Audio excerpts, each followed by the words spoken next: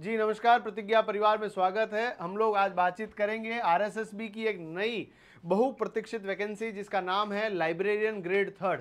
जी हाँ साथियों, इस वैकेंसी के बारे में आपको बता दूं कि आलोक राज जो कि चेयरपर्सन है आरएसएसबी के, उन्होंने बोला है कि लाइब्रेरियन, इसके अलावा आपके पास जो परीक्षाएं हैं उसमें लैब असिस्टेंट, इन भर्ती परीक्षाओं का कैलेंडर हम जारी करेंगे। अगले वर्ष सितंबर से पहले होगी ये परीक्षा, ये उन्होंने क्लैरिफाई कर दिया है।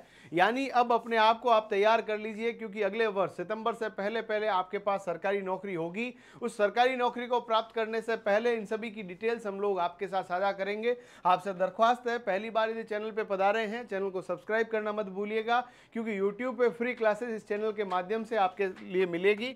तो आप सब लोगों के लिए लाइब्रेरियन ग्रेड थर्ड के बारे में आपसे बातचीत करूंगा, पूरी जानकारी आपके साथ साझा करेंगे।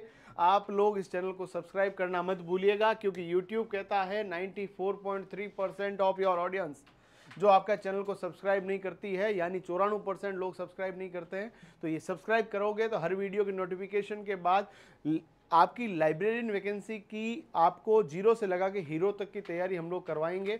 और इस वैकेंसी के बारे में पूरी चर्चाएं आपके साथ अब कर रहा हूँ। चलिए साथियों, यदि हम लोग बात करें लाइब्रेरियन की जो वैकेंसी है वो 530 पदों पर आने की संभावनाएं हैं। अब ये वैकेंसी 530 से 490 85 पे भी अटक सकती है, 570 80 पे भी जा सकती है। 530 जो है अर्थनाथ जो इनके पास आई है माध्यमिक शिक्षा बोर्ड के द्वारा, ये आपके पास 530 पदों पर आने की संभावनाएं हैं। एक सबसे अच्छी बात है, इसके लिए केवल और केवल आपको क्या चाहिए, 12th पास चाहिए। यदि आपने 12th पास कर रखा है, उसके बाद सर्टिफिकेट इन लाइब्रेरी साइंस जो है CLIS जो कि इग्नू द्वारा होता है, यदि वो कर रखा है तो आप फॉर्म भर सकते हैं। यदि आपने CLIS नहीं कर रखा है और आपने क्या कर रखा है, स्नातक यानी ग्रेजुएशन कर रखा है, और ग्रेजुएशन के बाद यदि आप लोगों ने DLIB diploma in library science जो कर रखा है तो भी आप चल जाएगा, आपके कोई दिक्कत है नहीं। इसके अलावा आपने बैचलर ऑफ लाइब्रेरी साइंस कर रखा है तो भी आपके चल जाएगा। यानी आपके पास सबसे एलिमेंट्री जो 6 मंथ का डिप्लोमा है, इस डिप्लोमा के साथ आप इस फॉर्म को भर सकते हैं। जी हाँ साथियों, मैं आपको एक बात और क्लियर कर दूं कि 12वीं पास और साथ में डिप्लोमा होगा, सर्टिफिकेट होगा तो भी काम चल जाएगा, डिप्लोमा होगा तो भी काम चल जाएगा, ग्रेजुएशन पोस्ट ग्रेजुएशन कर रखी है तो भी कोई दिक्कत है नहीं। एक ऐसी वैकेंसी जिसमें 12वीं पास के साथ 3600 ग्रेड पे मिलता है, तो राजस्थान के अंदर 12वीं पास में 2 ही वैकेंसियां ऐसी है जिसमें 3600 ग्रेड पे है, एक तो ये, दूसरी है स्टेनोग्राफर। इसके अलावा कहीं पे भी इसकी ऐसी सुविधाएं नहीं है। साथियों, यदि मैं आपको बात बताऊं तो इसके अंदर आयु की गणना जो होगी वो 18 से 40 वर्ष आपके पास आयु होनी चाहिए। SC ST OBC EWS को अलग से आरक्षण प्रावधान यहाँ पर उपलब्ध है, वो आपको अलग से बता देंगे। महिलाओं के लिए भी आरक्षण की सुविधाएं हैं। यदि आप लोगों की वैकेंसी देखिएगा, आपकी वैकेंसी कब आएगी सर, एक सवाल बड़ा प्रश्न है। विद्यार्थी राजस्थान का अभी भी इस बात के लिए अभ्यस्त है कि वैकेंसी जब तक नहीं आएगी तब तक तैयारी नहीं करूंगा, किताब हाथ में नहीं लूंगा। तो साथियों, ये सबसे गलत तरीका है तैयारी का, क्योंकि आप जब मजे कर रहे हैं तब राजस्थान के अंदर या राजस्थान से बाहर के अभ्यर्थी भी इसमें भाग ले ही सकते हैं। वो बैठकर किताबें खोल के पढ़ रहे हैं, तो अपन को क्या करना है, तैयारी को फोकस होकर करना है। तो आपके पास जो है वैकेंसी यदि 2024 के अंत तक आती है तो आयु गणना 1 जनवरी 2025 से होगी, और वैकेंसी 1 जनवरी 2025 से आएगी तो आयु गणना 2026 से होगी। यानी आयु के लिए तो कोई लफड़ा ज्यादा इसके अंदर है नहीं। यदि आपकी वैकेंसी 2024 में आती है तो 25 से होगी, और 25 में आएगी तो 26 से होगी। 18 से 40 वर्ष की आयु होनी चाहिए, और इसकी वैकेंसी के एग्जाम होने की जो संभावना है, जून और जुलाई 2025 में हो जाएगा एग्जाम। उससे पहले पहले आपकी तैयारी यदि सिलेक्शन वाली होगी तो आपका सिलेक्शन हो जाएगा।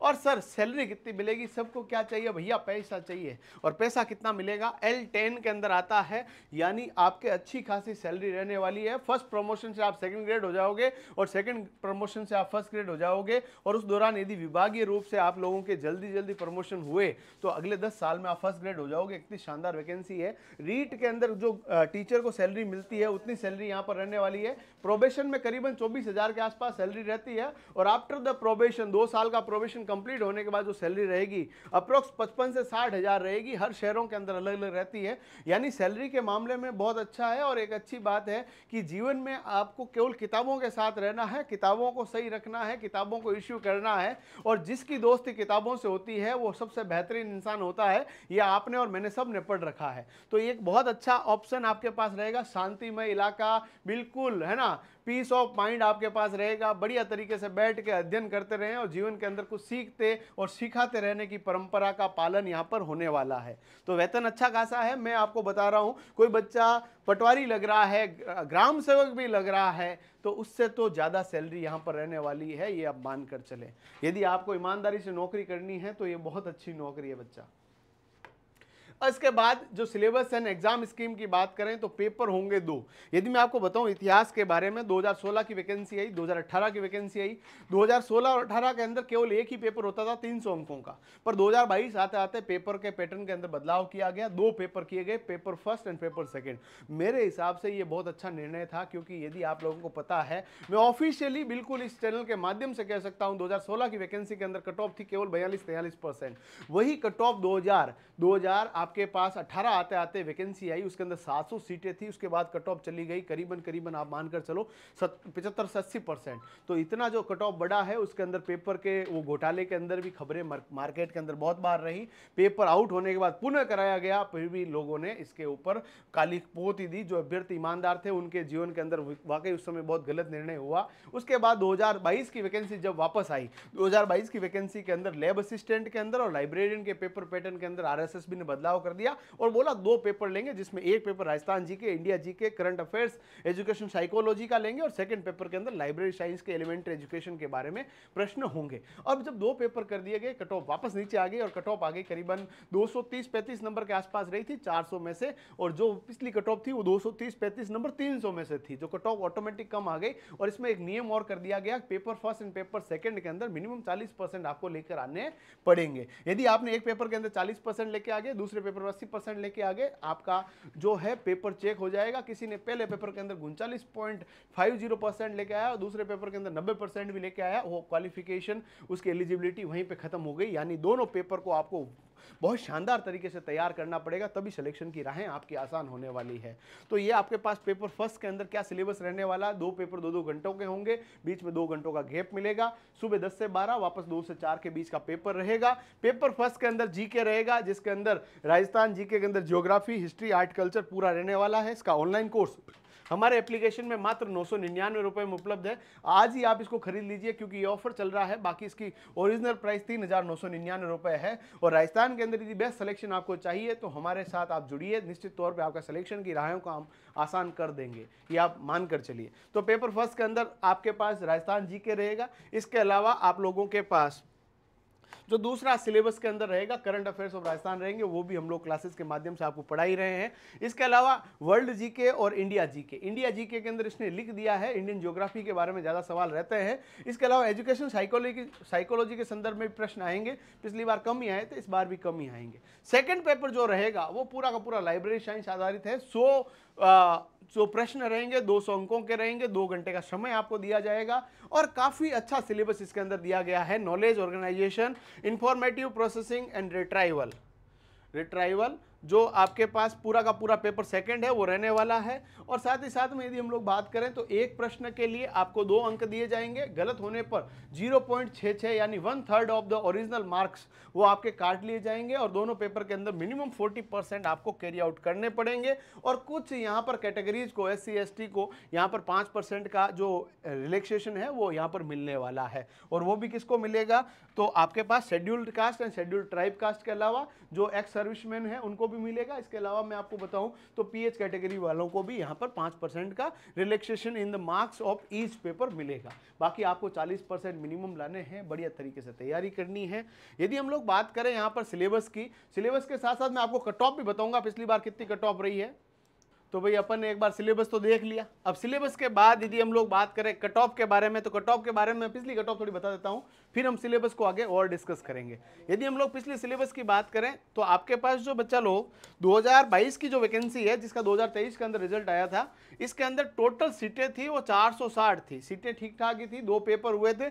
2 पेपर की जो फाइनल कट ऑफ है, जो 1 गुना की कट ऑफ है, 2 गुना की नहीं बता रहा मैं, 2 गुना की कट ऑफ कम थी, 1 गुना की कट ऑफ जो है यहाँ पर जनरल की 249, 250 नंबर नंबर के आसपास रही थी और ईडब्ल्यूएस वालों की कट ऑफ काफ़ी कम रही, 230 नंबर ही रही थी। और ओबीसी कट ऑफ की बात की जाए 242 नंबर, और इसके अलावा एमबीसी कट ऑफ 226, शहरिया वगैरह कम है, ex serviceman 124 number.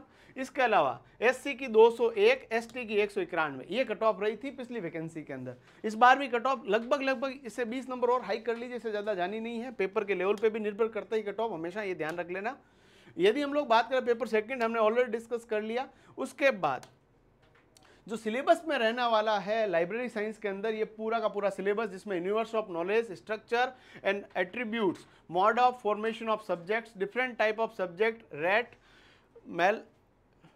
मेथलर, universe of subject as mapped in different schemes of classification, bibliographic description, catalog purpose, structure and type, physical forms including OPAC filling rules, normative principles of cataloguing, ये सभी syllabus के अंदर paper second के अंदर रहने वाला है।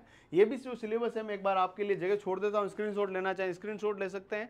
ये जो है आपका सेकंड पेपर का सिलेबस है, ये पूरा का पूरा आपके लिए रहेगा। हम लोग जो है इसका ऑनलाइन बैच जो है वो शुरू कर चुके हैं, ऑफलाइन बैच के रजिस्ट्रेशन शुरू हो चुके हैं, 15 अक्टूबर से शुरू होंगे, जहां पर हमारी जो फैकल्टी टीम है जिन्होंने पीएचडी कर रखी है लाइब्रेरी साइंस में, इतने शानदार फैकल्टी टीम आपको पढ़ाने वाली है, जिनके सानिध्य में ग्रेड फर्स्ट सेकंड थर्ड सभी लाइब्रेरियन बने हुए हैं, वो टीम आपको पढ़ाने वाली है। राजस्थान जी के paper first and paper second की शानदार तैयारी हो जाएगी। टाइमली शुरू कर दीजिएगा मेरे साथियों। में एक बात हमेशा कहता हूं विद्यार्थियों को, समय रहते की हुई कोशिश अंततः परिणाम के अंदर सफलता सिद्ध करवाती है। तो टाइमली आप तैयारी शुरू कर दीजिए। ऑनलाइन बैच लेना चाहते हैं 999 रुपए में आपको मिलने वाला है।